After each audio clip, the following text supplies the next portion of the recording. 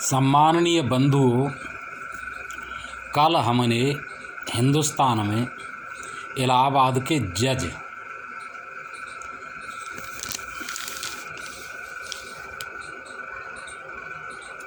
भनोट का वक्तव्य पढ़ा।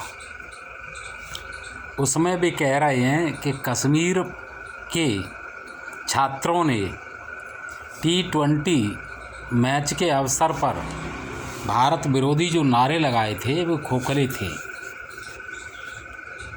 भाई, इसका क्या मतलब है? क्या उन्होंने बिना मकसद के, बिना उद्देश्य के, बिना किसी भावना के वो नारे लगाए थे जिसमें देश का विरोध किया गया, देश के कानून का विरोध किया गया, देश की संप्रभुता का विरोध किया गया, और आप उन्हें खोखले बता रहे हैं? जब उनके दिल में कोई भावना नहीं थी तो जवान पर वो कैसे आए? वो दूध पीते हुए बच्चे नहीं हैं, जवान हैं पूरे,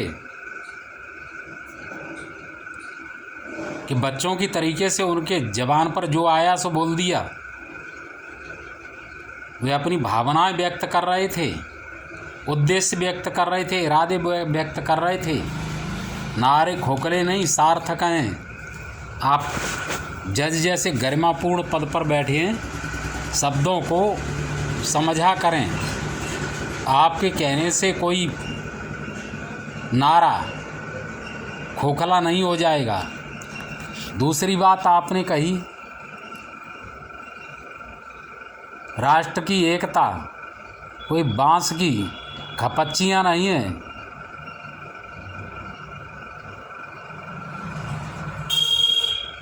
राष्ट्र की एकता बांस की खपच्चियाँ नहीं बनाती हैं। तो इस संबंध में मेरा कहना है कि वे पहले बांस को जानते हैं। बांस लकड़ियों में सबसे मजबूत होता है और बांस का प्रयोग मजबूती प्रदान करने के लिए ही किया जाता है, कमजोरी के लिए नहीं। जमानत लेना आपका अधिकार था, ली आपने, लेकिन अंट संट टिप्पणियां करना कितना ज़रूरी था, ये क्यों की? आप इसके बारे में स्पष्टीकरण दें जनता को और वकीलों को भी।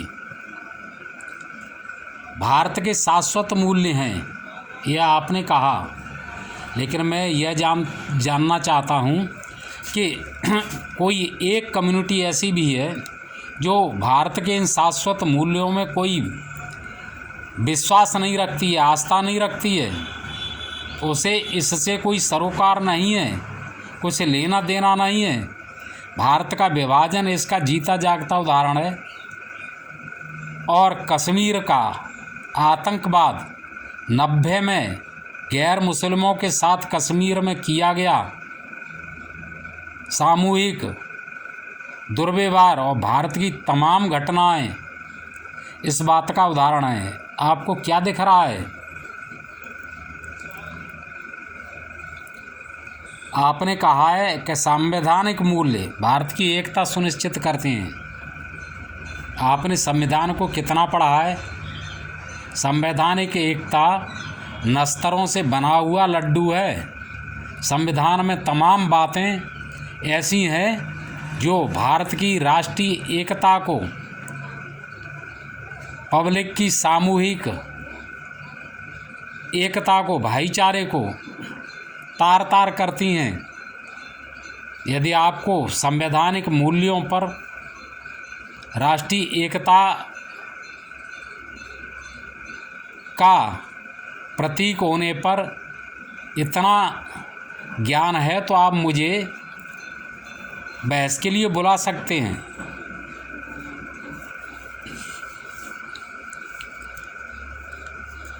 और अन्य आपने बात कही, भारत का प्रत्येक नागरिक इसका संरक्षक है। भारत का प्रत्येक नागरिक इसका संरक्षक नहीं है। जो जिम्मेदार हैं, वफादार हैं, जिनकी रगों में अपने माँ बाप का खून बहता है, वही इसके संरक्षक हैं। दोगले किस्म के इसके संरक्षक नहीं हैं।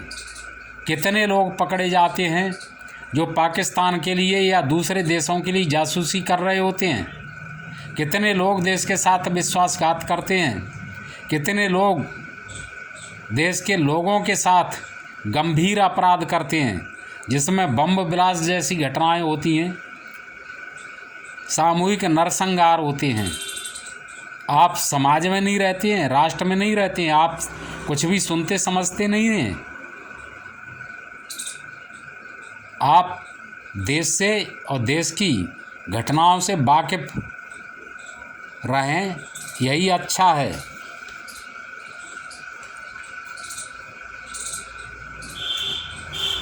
और आपने एक बात कही कि भारत के राज्य भारत की एकता के संवैधानिक मूल्यों के रक्षक हैं।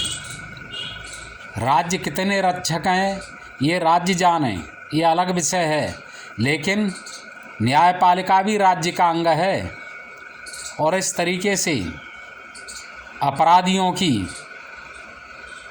बात को महिमा मंडित किया जाएगा, उनके हौसले बुलंद किए जाएंगे, तो राष्ट्र की कब तक एकता बनी रहेगी ये भगवान भरोसे भगवान ही जान सकता है।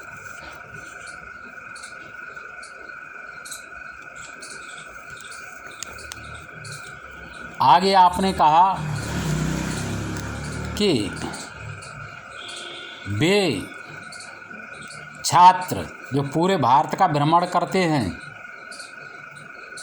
भारत की एकता और विविधता के प्रतीक हैं। इस संबंध में मैं आपसे कहना चाहता हूं कि जो रैकी करते हैं वे भी भारत के ही नागरिक होते हैं और भारत के खिलाफ ही षड्यंत्र रचते हैं। ये एकता के प्रतीक नहीं, स्वार्थ के प्रतीक हैं। ऐसे लोग जो भारत में रह करके भारत के नहीं पाकिस्तान के वफादार हैं, जो पाकिस्तान हमारे साथ सदा दुर्व्यवहार करता रहता है, षड्यंत्र रचता रहता है।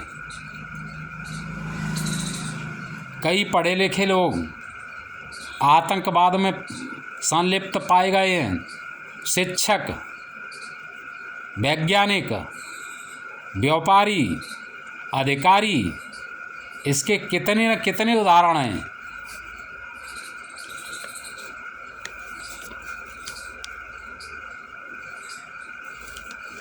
जज साहब यहीं तक नहीं रुके, उन्होंने आगरा के वकीलों पर भी टिप्पणी कर दी। उन्होंने कहा कि वकील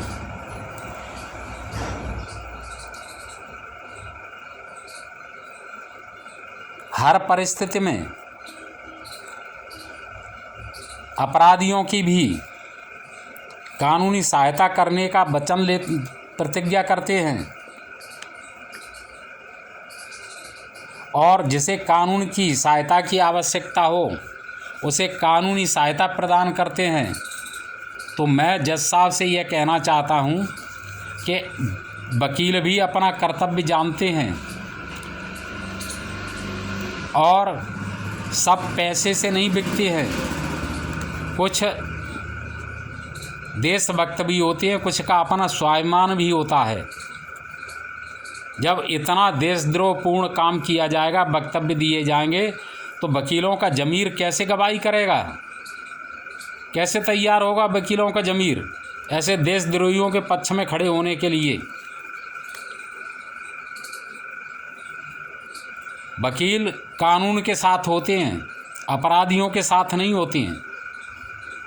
और जजों की यही भूल है कि वे यह समझते हैं कि वकील अपराधियों के साथ हैं। वकील अपराधियों के साथ नहीं, कानून के साथ होता है।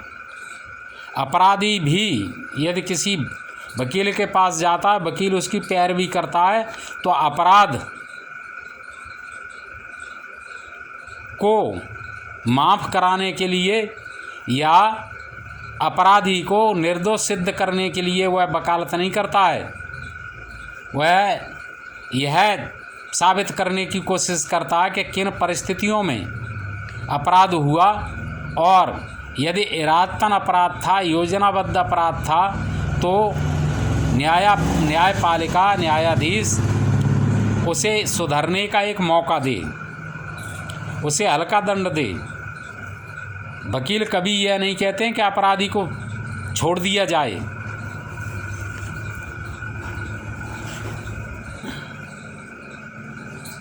और ज़्यादा क्या कहें, वकील साहब अपने कर्तव्य को देखते हैं और जज साहब अपने कर्तव्य को देखें।